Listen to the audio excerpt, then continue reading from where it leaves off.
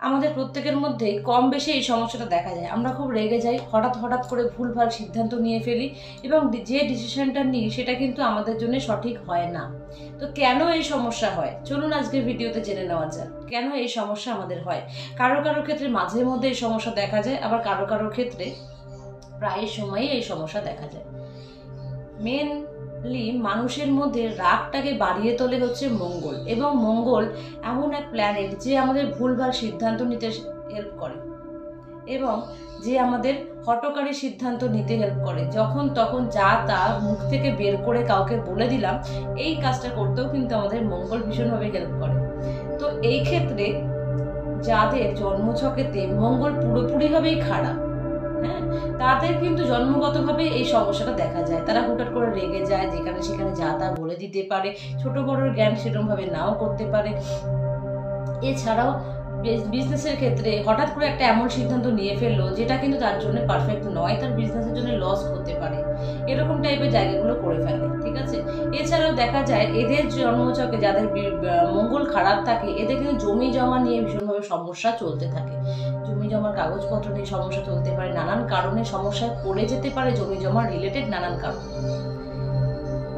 এছাড়া এগুলো তো চলছেই, এছাড়াও দেখা যায় যে তাদের ব্লাড রিলেটেড নানান রকমের প্রবলেম, যেমন sugar, high pressure, thyroid etcetera, আরও যা যা ব্লাড রিলেটেড যা যা সমস্যা থাকে সেগুলো কিন্তু হওয়ার অনেক বেশি সম্ভাবনা থাকে যদি মঙ্গল তার জন্মছকে জন্মগতভাবেই খারাপ থাকে। অবশ্যই দেখতে হবে যে মঙ্গল কিভাবে খারাপ রয়েছে, সেই অনুযায়ী তার কিন্তু খারাপ ফলটা সে দেবে।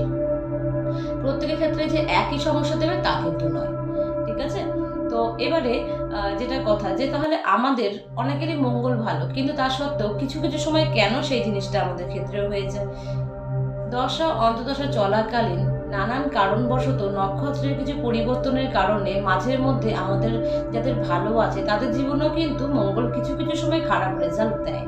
যখন হয়তো মঙ্গল বকরি হয়ে যাচ্ছে, বা যখন হয়তো মঙ্গল কোনো একটা শত্রু গ্রহের আন্ডারে চলে আসছে, তখন কিন্তু সে কিছু না কিছু খারাপ রেজাল্ট দেওয়ার সম্ভাবনা থাকে। তখন কিন্তু আমাদের সেই ছোটখাটো সময়ের জন্যও সমস্যাগুলো ফেস করতে লাগে।